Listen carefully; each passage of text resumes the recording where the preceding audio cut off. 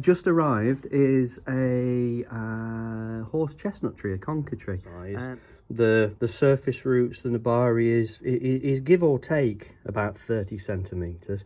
Moving up this trunk just above where the root buttress is, this is about 10 centimetres across. And at the moment the total height of the tree is about 70 centimetres, so it's a good sized thing already. So in terms of the current branches, we've got 1 and 2. There's a very low thing down here, and then coming up you've got 1 and 2 and 3. So you can see the big fat apical buds just on the end of the shoots here, and we've got loads of adventitious buds just inside where the big chainsaw chop was. There's loads of tiny little buds in there that haven't fired this year actually. Just thinking about the size of the tree and the design of the tree, just giving our first thoughts there. Now, as we just said, right, we know that the trunk is what, 10 centimeters. We've just established that. So in terms of the overall height of the tree, I tend to work on no more than a 1:10 ratio, i.e. if this trunk is 10 centimeters thick, then the maximum height of the tree, the maximum finished height of the tree, can only be 1 meter and probably needs to be smaller than that. It can definitely not be any bigger than that. And that works on big things like this. It works on small things as well. I think when you first start making bonsais, you'll tend to make things and they'll be too tall and too thin, and you'll think, that looks like a stick in a pot, you know. And the way to stop that is to think about that 1:10 ratio of the thickness of the trunk in relation to the total height of the tree. I just remember, if ever we talk about ratios like that, it's useful to know them, but don't be too bound by it. Do you see what I mean? It's just a guideline, really, just a way of working. And lots of great trees, they completely ignore any of the ratios that we talk about. But if you're a beginner and you're not sure, then knowing some of those ratios is actually quite useful. So we're just thinking about the roots now and just giving some consideration to the roots. We're on about the face of the tree. Yeah, so we're thinking this is a better side as opposed to, say, this side.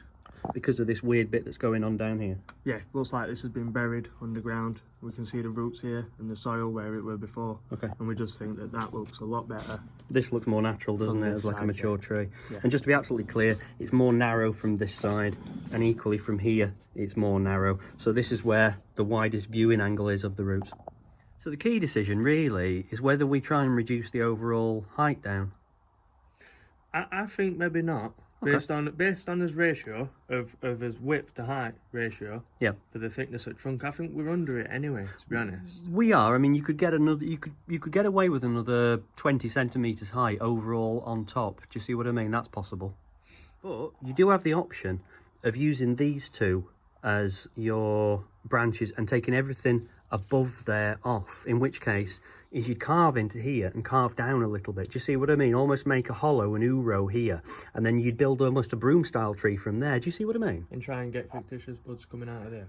Yeah, and I think you would. There's plenty of little buds here and here and here. Look, you can see them all over. So you could build a squat broom tree is what you could do, with a big hollow at the front. I meant to say adventitious, didn't I? You did. Yeah.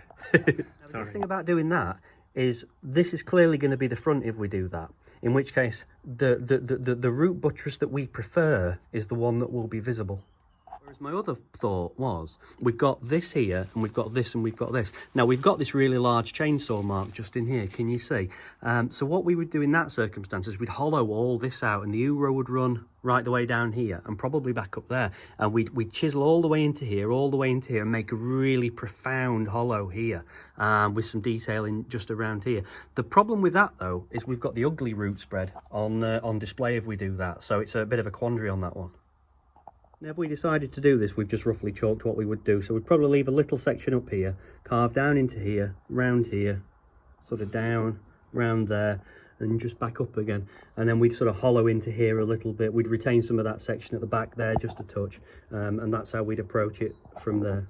Now if we decided to go for the other option, then I've chalked that out as well, look. So you'd keep this here, and then you'd run down here, and you'd carve all the way down into this point, probably about here, give or take, back up there, back round there, and then possibly just keep this little section up to here, and this would all be carved out and removed, and then we'd have a nice big hollow in there again at the moment, drill right down into the heartwood just in there to create a feature there. And that looks really good, and I want to do that, but the problem is these roots, and from this side these roots are just nowhere near as nice. So as I say, we're in a bit of a quandary on the best route to follow. Okay, come up with a third option as well. So what we'd do is we'd have the tree at this position here, so you can still see a good proportion of the nice side of the roots. We'd move up here, we'd start carving down here, come round here, keep a little bit of that, obviously keep this branch here, which is critical, and then over this side we keep this one, but we'll carve round here, come down there. This entire top section is gone, we'll chisel down into here, and that might be a good option as well. And then option number 4, I think probably the final option, is to start the carving down here, work our way around here, and round this side, and up and around here, and start this around here, move over, and then come back into there. In which case, we've already got a bit of a sweep in the tree already. The tree's already got a bit of a bend from this position here. So having that carving coming over this way, and then coming back on itself is going to help to accentuate that curve. A bit better. Now, whatever we do, we've pretty much established that this is not going to be part of the final design, so we'll just whip that off now and then it's done. So that's it for today. I think we'll have a little think about what we're going to do. I think the majority of the work that we're going to do anyway is going to be in the winter when this thing's nice and dormant. Then we can give these extra long branches a cut back and work on it from there. Also do the carving. If anybody's got any ideas or any opinions on what we should do, then feel free to drop us a line, and yeah, we'll see what happens. So thanks for watching, and I will see you soon.